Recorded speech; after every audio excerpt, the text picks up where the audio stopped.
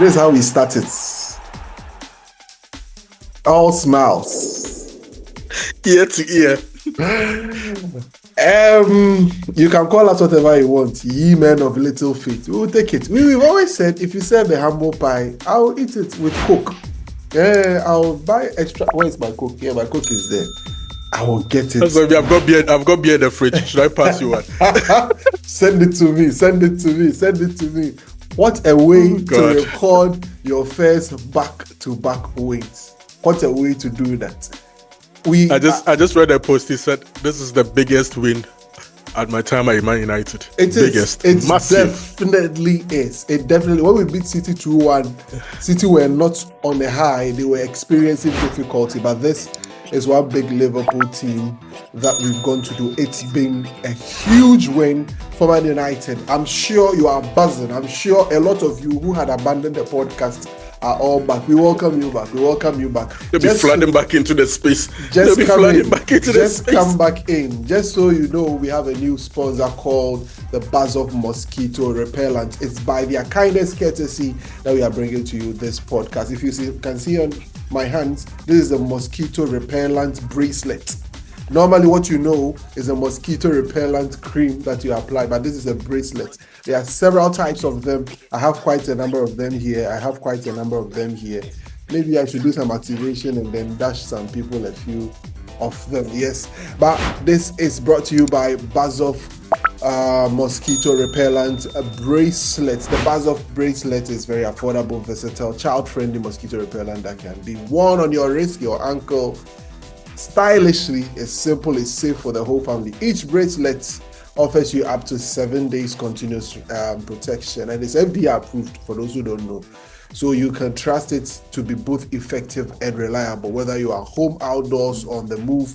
Keep mosquitoes away the easy way with Bazov. Remember, you can contact 020-905-8902 for bulk purchase or for more information. So that is the buzz of our kindest, by their kindest courtesy that we bring to you, United and Everything Football Podcast. Kwame, should I go and come back and then we continue? Because we have a lot to talk about. Let me try see and when I come back, we delve straight into the game against Liverpool where we beat them by 2 goals. So we'll be right back after this.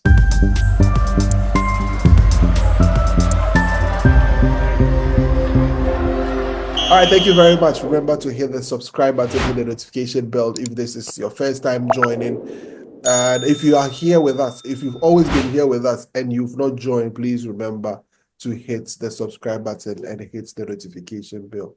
There were some mosquitoes here. The moment I put it on, I can't find them. Yes. Fast, effective. Buzz off. Just like we've buzzed off Liverpool, yeah? Buzzed off Liverpool. Anyway, Kwame, let's talk about the game. Should we start with our talking point? When, as usual, we do the lineup and the issues that came after the lineup and all of that. Let's do that. But how are you feeling? I mean, the last when the referee or the fourth referee, the fourth official signal that it was 8 minutes, I screamed. I'm like, hey, what has happened? Like there wasn't any incident. Let me tell you what happened. I was jumping up and down. Yeah, I'm sure my neighbors will probably file an incident report against me because the noise that I've made. Good Lord have mercy. I haven't felt this way since we won the FA Cup in Ten Hag's penultimate season. Yeah. I'm serious. Like that's the last time I felt this elated, this happy. Yeah. We haven't won at Liverpool in a decade. Yes. I did not see how we're going to. In the preview, we were quite. We spoke about it. I just didn't see how we're going to win because I took a cue from what happened in the last international to City and thinking we could do one over them because they were in a bad spot, they were not playing well, and blah blah blah, and then we got rolled over. And it's Anfield. We just don't win at Anfield. But boy, were we wrong. Yeah, we were. And the manner of it, see, let me be honest with you. I don't care how we won. I'm at the point where I don't actually care how we win. We just We'll have get to into win the game. football. Yes, we just But the have to win truth of the football matter is, games.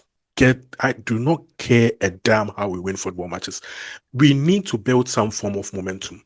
Yeah. First back-to-back wins for Amorim after 35 league games. A long time. Yeah. He absolutely deserves every inch of credit that should be given to him today. 100%.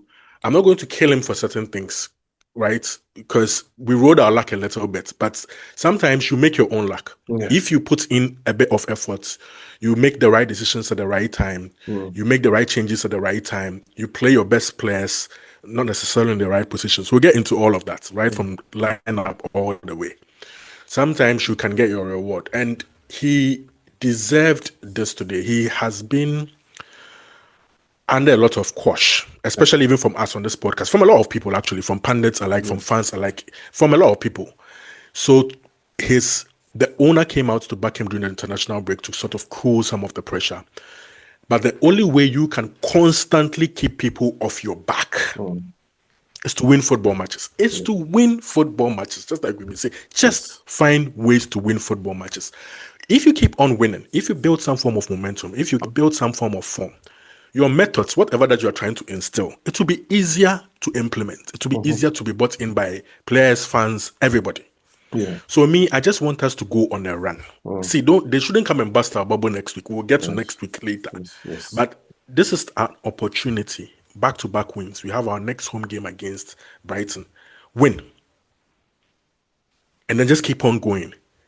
I read a stats just before we came on. I think, do you know where I read it from? Rio Ferdinand posted that statistic. And it's quite telling. He said, we've played 8 league games. And you have to look at the strength of the opponents that we've played. We played Arsenal. We've played Chelsea. We've played City. And we have played Liverpool. And we are not far off our targets, which is top 5. Yeah. I'm not saying top of the league. You didn't hear me say we are just 6 points off the top of the league. I said we are not far off our targets, which is top 5. You can look up the league table to tell us exactly how many points we are off. I think we are 8 or 9. Yes, we are 8th or 9th. But continue what you're saying. I was going to share something when you are done. We are not far off our target. With these fixtures out of the way. Okay, this is what I wanted to say. Let me say it before you get there. After beating Liverpool at Anfield, Man United are now 1 point off 5th place Chelsea, 2 points behind 3rd place Liverpool, 3 points behind 2nd place Man City, and 6 points behind Arsenal, 1st place.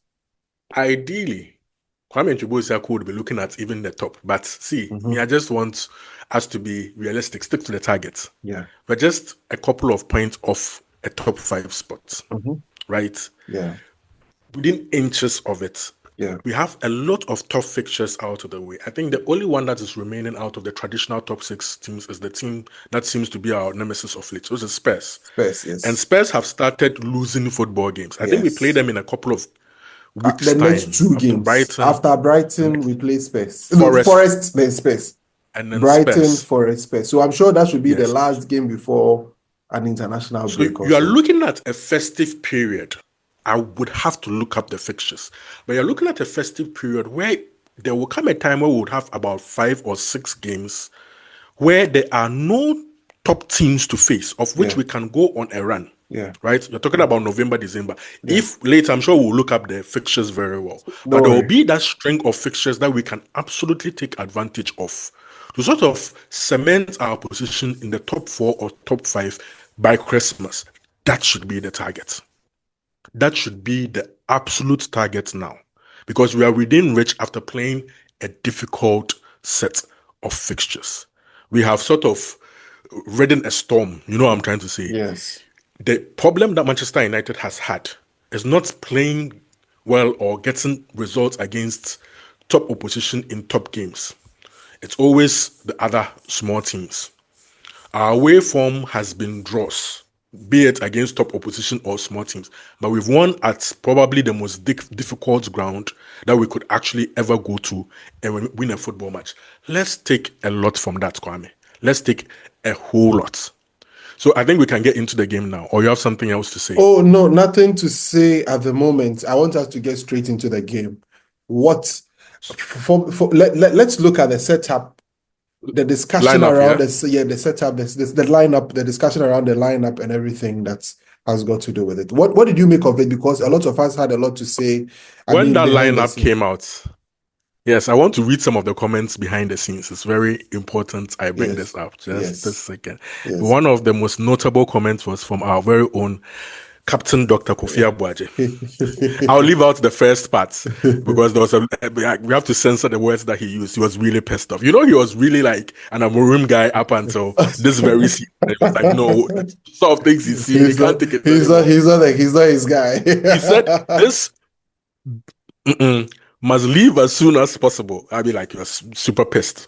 This game alone, this was when the lineup came out. This game alone, he's playing so many players in their unnatural positions when he has the right tools on the bench. A number 10 as your striker, another number 10 in central midfield, an attacking midfielder at right back, a right back at left wing back, a left back as the center back. He was so pissed. That was his conclusion. And the reason why he was saying this was we started with Lamens in goal. I think all of us were satisfied with Lamens in goal. Yeah. But he started Ahmad at right wing back. He played De Ligt at right centre back. Maguire came into the side at central centre back. Yeah. And at left wing back, Luke Shaw started. And at left centre back, Luke Shaw started. And at left wing back, he played Diogo Dalot. In the middle of the pack, Casemiro surprisingly started because the report was that he wasn't going to start, but he started alongside Bruno Fernandes in the middle of the pack. And up front, despite Šeško scoring in back-to-back games, he was dropped. And he played Cunha up front, flanked by Mason Mount and Mbeumo in the number 10 positions. The first criticism was, why change a winning team? That was the first criticism. The other criticism is, why bring Harry Maguire back? If you have changed the team, why bring Harry Maguire back at centre-back? Of which the manager explained that Liverpool is a team that crosses the ball into the box a lot, be it set pieces, be it whatnot. You need Harry Maguire to be able to deal with that. He wasn't necessarily referring to what we will do on set pieces at the other end, but we all know Harry Maguire is an absolute threat at the other end when it comes to set pieces as well. But then shifting De Ligt to play as right centre back was always a risk because he's not good at playing right centre back. In fact, he struggled there last season, so it was like, oh God, here we go again with the same old problems. Liverpool started a lot of players who were not new. I think the only new players that they had started was Kerkers, he's shocking. Kerkers is absolutely shocking. A lot of fans were on the Kerkers train. He's absolutely horrendous. Aside Kerkers and Isak, they started the old stock. I think he started the lineup that started the game against Chelsea, right? So the likes of Verts and Ekitike and the rest were all on the bench. Frimpong, they were all on that we could. Oh, the other new player that he started, he's Maba. What's his name? The goalkeeper. I can't mention his name. Mamadashvili. Mamadashvili. Also another shocking player. Absolutely shocking goalkeeper. The first goal, for instance, it was quite shocking to concede. Shocking. I'll just going to get into that. We could not have started any football game as perfectly as we did at Anfield. First chance, first opportunity, first goal. Before the game,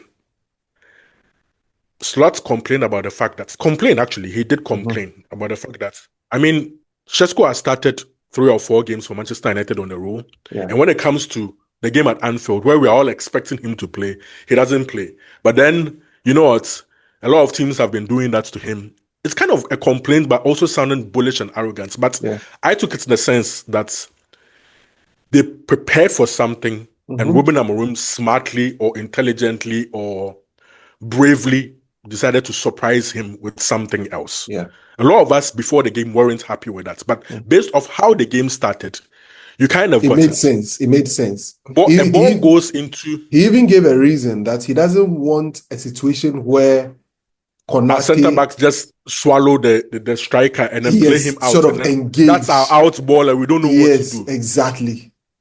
And it was epitomized by the first chance that we got. Because what happens is now the centre-backs don't have a target man to sort of just bully. Yes. The right word is bully. Yes. So they were dragged into the middle of the park. And in one of those balls, those long balls, Van Dijk was drawn into the middle of the park to try and head the ball. But in doing so, the second balls are always the important one. Second yeah. ball falls to Bruno Fernandes, and he plays the ball quickly out wide to Ahmad. Mm-hmm. And there was this corridor that we were taking advantage all half.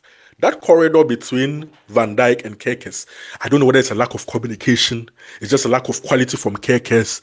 That channel was just there for the taking. Yeah. And Ahmad and Mbeumo, kudos to Mbeumo too for quickly getting up and running into that space. Yes. They combined well. We saw that Ahmad and Mbeumo combined very well in the previous game, the best game that they have played. Mm-hmm. And they continued from that same performance. Ahmad plays Mbeumo in, and with just one touch to control and then one touch to finish. I wouldn't say the finish was exceptional. It's that kind of goal that Andrew Onana concedes, where you know he should save it. Yes. But what's his name? Help me with the name. Mamadashvili. I don't think I would ever be able to pronounce his name. The ball goes through him. Like, the ball literally just goes through him. And United have an early lead. Yeah. And Liverpool have to chase the game. Yeah. I talked about the corridor that Liverpool left open and was weak. Yeah. On the opposite side, not even on the opposite side, on our side of that same... The same right, line. The same line. We were also very weak. Our corridor between Ahmad and then Matthias de Ligt was open, and Cody Gakpo was just raping us there. I don't know whether this word will be censored. He was just destroying us in that corridor. But you know how I term that? You know, sometimes tactically, you set up and you know you have a certain weak spot, but it's that same channel that will probably be your X factor when it comes to trying to make the risk is the sort of risk that you leave to sort of give you the opportunity to create chances and then win games, because almost all our good opportunities came down the right-hand side. Yeah. The left-hand side was literally just dead. All that we're trying to do over there with Mason Mount and Diogo Dalot was occupy Mohamed Salah and play him out of the football game as much as we could. You know that is difficult. It was just more of do a very defensive job, track back as well as you can, cover all the spaces around Mohamed Salah. Don't allow him to come in and then link up with anybody. Don't allow him to cut in and take shots. That was literally the job, because going forward, I don't think we got anything from that side. We got absolutely nothing. Yes. But the same offensive side was also the weakness that we had. Matthias de Ligt was going through absolute hell. Absolutely, to the point that he got to a point he actually went to the touchline to complain to the coach that, come on, like there's something wrong here, but then how do we solve the problem? I think the only way we tried solving the problem was we're dropping our midfield deep enough to try and get at least one of the midfielders, central midfielders, to sort of help with the cover. Yes, exactly. In that area. But it was so much of a job to do, because at the same time, we're trying to stay compact in the middle of the park and stop Liverpool from playing the ball through our lines. Yeah.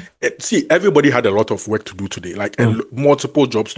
And everybody was trying his best. Yeah. I will commend Harry Maguire and Luke Shaw for how they played, especially in central midfield. I mean, a couple of balls were played behind them. One of them even went to Isaac, and then Lamens also had to make a save and all that. But all in all, I think that first half, they defended as well as they could. Yeah. Bruno Fernandes and Casemiro did as well as they could in midfield. The only critic I have was they could not keep the ball at times when they had to keep the ball. At times it looks simple to keep the ball, but then they made some rash passes. Yeah. It was almost like as if everything was set up to play on the break. Yeah.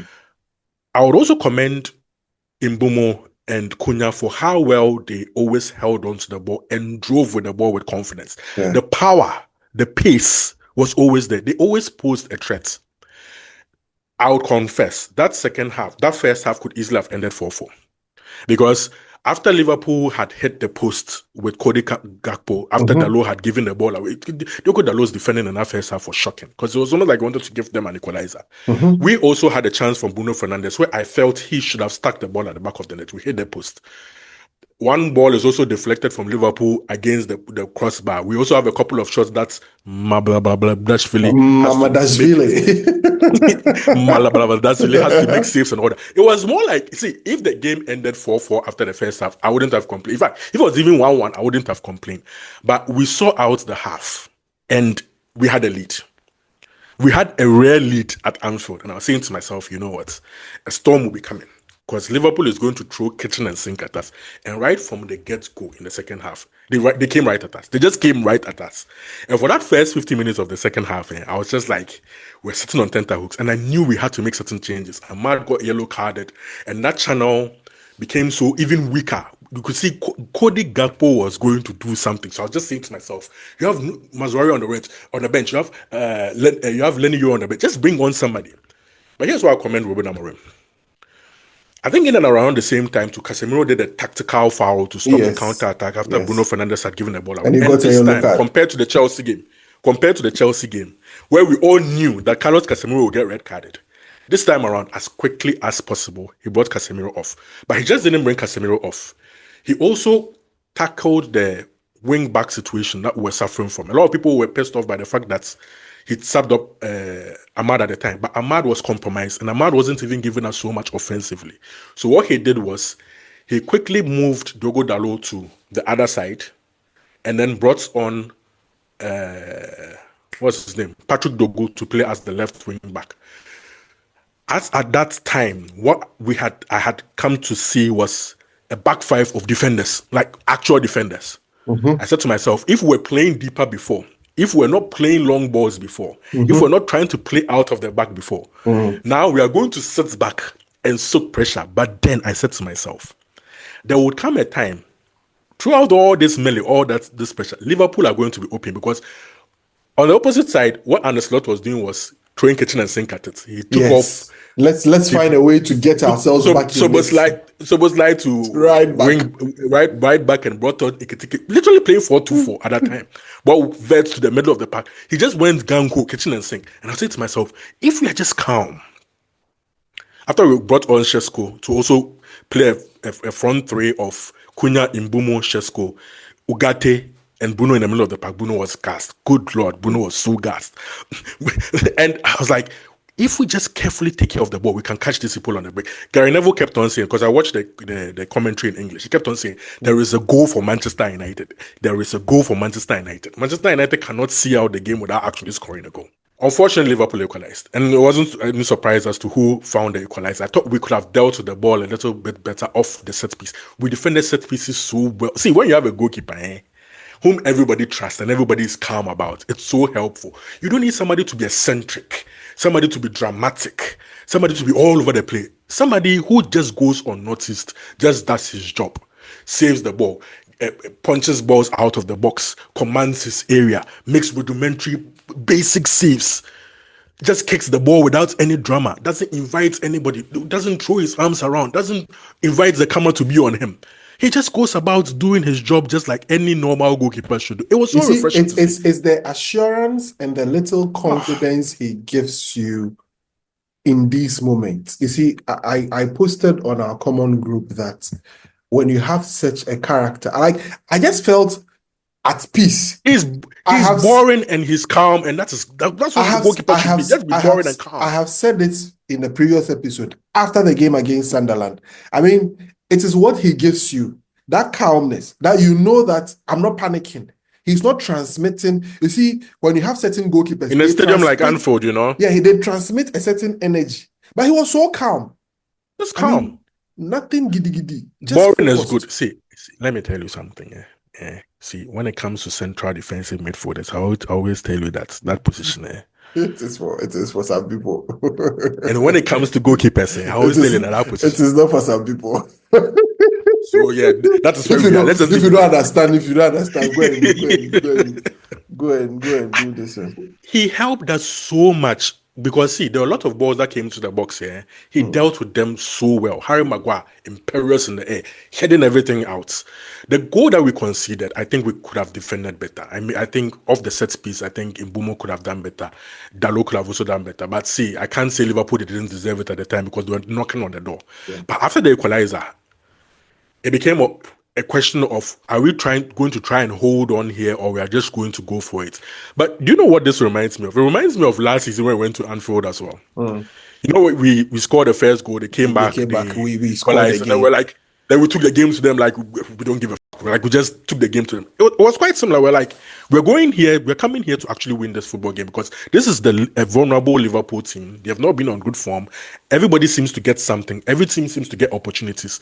And like I said, we were bound to get one good chance. We get a corner, we put a ball in the box, and the ball is sort of half cleared, and it goes to Bruno Fernandes, whom I was calling to be subbed at the time because he was giving the ball away a lot in central midfield in those. See, when you are playing 30-year-olds in the center of the park, it gets to a point, it catches up with them. He's a number 10. I will still continue to say he should be playing in a number 10 position because that central midfield, sometimes it can be a danger to us. But that ball that he put back into the box, good Lord, quality is quality. Yes. You didn't see that cross? The shape on the cross here, you see, there is no way Harry Maguire could not miss it. See, I could see the ball going to Maguire even before the ball got to Maguire. And there was nothing anybody could do about it. It's eluded a lot of players and everybody landed I was just like directly. So do you know what I was just saying before he got to Maguire's head? I even had time to. Everything was moving in slow motion for me. I said, Harry Maguire, this ball before it lands on your head, I'm begging you. Don't do the typical Harry Maguire like it's so close and it goes over the bar and then you hold your face and then you do this and it hits the crossbar, head it straight at the goalkeeper. Calmly plants this damn ball into the net. I said all this before. It tells you how good a ball that Bruno Fernandes cross actually was. It wasn't like hit with so much like venom. It was just like calm, looped, slow, but accurate. And Harry Maguire, he didn't jump. He literally. Yeah. Do you know there were other two United players at the back post? Like we had the luxury of even having two extra men at the back post. Liverpool have been shocking when it comes to defending this season. Yeah. Virgil van Dijk, absolutely shocking when it comes to defending. Harry Maguire plants this ball and doesn't give any chance. What's his name again? Mamadashvili. Oh, good Lord, I have to learn this name. He doesn't give him any chance. Like, he leaves him rooted to the spot. You know, when a goalkeeper is going one direction, he hit the ball in the opposite direction and it just gets stuck. Yeah, perfect. Yeah. And then it became about seeing out the game. And once again, Amorim made another good sub by taking off Bruno Fernandes and bringing on Kobbie Mainoo, because Kobbie Mainoo did a lot of work blocking balls inside the box or stopping men from going. Because he came with a lot of energy. He defended a lot of energy. Yes, he was so pumped up for this. Like he was. I loved everything he did in those few minutes. We were dogged. We were determined. And I'll be honest with you, I did not even feel at a point in time we would concede. One other factor that helped us today, and I'll bring it up because, see, we got some luck, but you buy your own luck. Mohamed Salah was shocking. I've not seen him this bad against Manchester United ever. 16 goals and 17 appearances against Manchester United, but today, he looked old. He looked slow. He looked lost. He looked out of sorts, and I hope it continues because I don't want to see Liverpool lift another title. Yeah, good win. Excellent win, well-deserved win. Amorim deserved that. We all did. See, you know the people who deserve this the most? Manchester United fans. Yes. We have suffered. Yeah. We have suffered a lot. A lot. We have been made less of football fans by everybody else. We have been ridiculed. That's the word I'm looking for, by everybody else. We have been conditioned to almost accept defeat at times. It's about time that we remind ourselves of who we are, right? Pump our shoulders back up again. Whoever you are, go back to work tomorrow with your shoulders lifted up high, your chest out. Yeah? Be reminded that you support the greatest football club in the world. Asembi Naba. Matter where you come. But we'll rise from the ashes. We even savor the moment. We even got Roy Keane saying some positive stuff. You see, that's what he wants. That's what I'm saying. Kwame. The argument has come back to Kwame.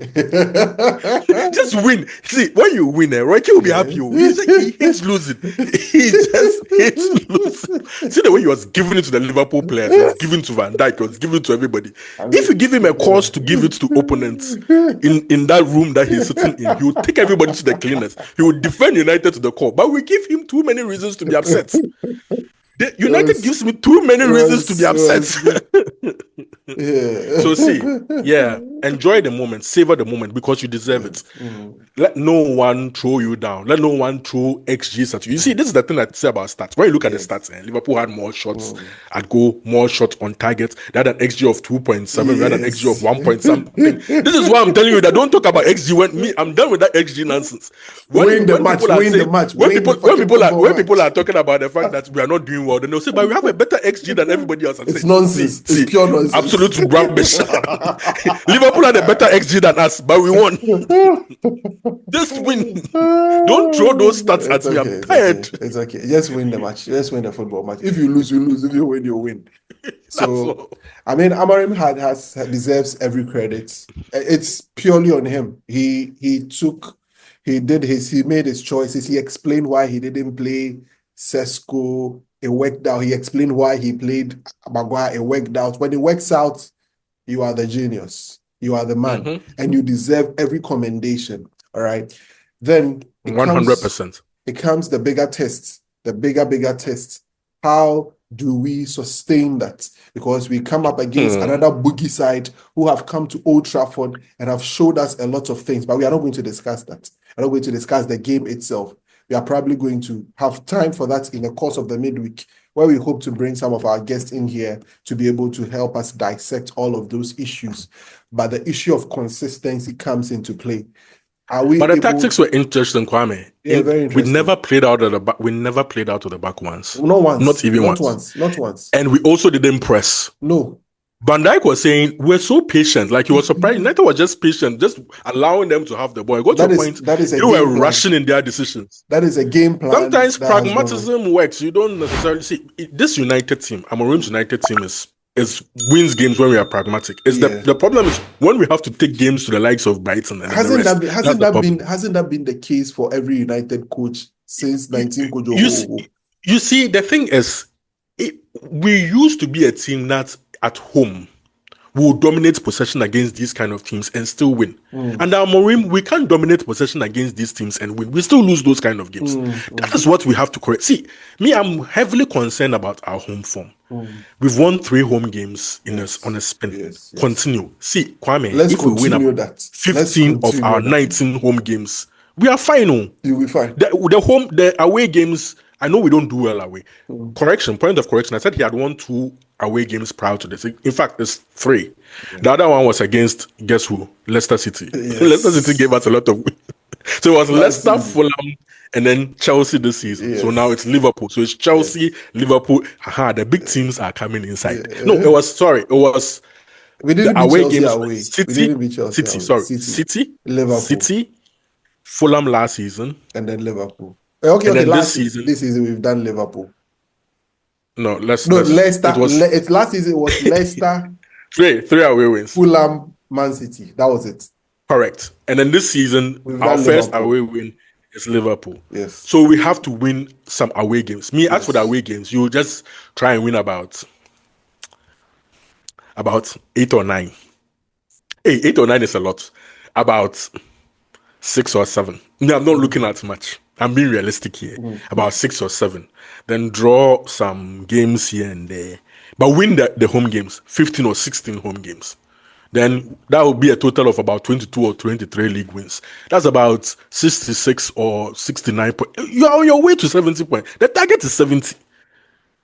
The math is right, isn't it? 15 home games. Yes. Win. It's 45. That gives you 45, yes. 45, yeah? Yes. So it means you need only 25 more points, right? Yes. So meaning that if you win, let's say 7 away games, that's 21 points. Yeah. To the 45. Then there'll be some draws in there to come as a result. Yeah, so that's 66 points in total. Then some 4 draws here and there. And the 4 draws at 70. Me, if you come and tell me we have to finish 6 to 8, me, I'll be angry. I'll be pissed off with you. Yeah. The other teams that performed so well last season, the top half of the table, are struggling. Yeah. Your Newcastle isn't the same Newcastle. Aston Villa isn't the same Aston Villa. Aston Villa, yeah. You hear what I say? I think Chelsea can even be gotten at. Yes. So I mean, and there's no Forest. We are just a point behind them, so it's. Come on, anyway, 1 game a week. Anyway, less competitions to play.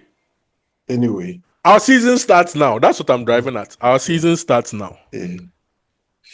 Kwame, thank you so much. We could even win the league. No, I'm not done. We could even see. Let me take this back because some people don't understand soccer. I'll show you red card. I will show you red card.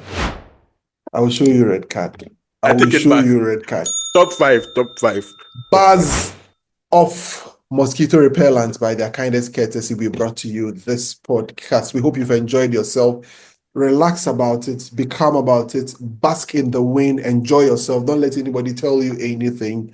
Let's move on to the next game against Brentford. It's a Saturday. I think it's a late kickoff or now the late kickoffs, they've added some 4:30 and 7 p.m. Kwame, have you seen the number of Monday games they've given us in the festive period? Like Monday, back to back, like 4 games. It's almost like as if you people said you won't go to Europe, so you take all the Mondays. What's the meaning of that? Yeah, it's not nice. So. That's it. We have to wait until Mondays to be watching games, but that's fine. For me, it's okay. Anyway, guys, thank you so much for being the part of the podcast. My name is Kwame. I was here with Kwame Jubuesak. We know you've enjoyed yourself. We'll be back in the course of the midweek to talk a lot more about the issues. We had some consortium. I mean, the consortium thing we've been talking about, we hear they are poaching some people to come and then join the bid and all of that, some ex-players in Cantona and all of those things. Have we not heard this before? Don't worry. Whenever the news comes, we want news to discuss. So whenever the news comes, we'll talk about it. So we'll bring in our guests and we'll have fun. Hopefully, we'll try and see if we can get our ladies on, or probably Sicho or any of the guys. I've sent them an invite here. So my message says, if you can reply here, we have to send her the time and dates early so that she can. All right. Okay, we'll do that. Mami US, I mean. Mami US, yes, we'll do that. We'll do exactly that. All right, guys. Thank you very much. Thank you, Bazzoff for joining and being the major sponsor of this episode. We'll see you on the next one. Have a great time. Bye-bye.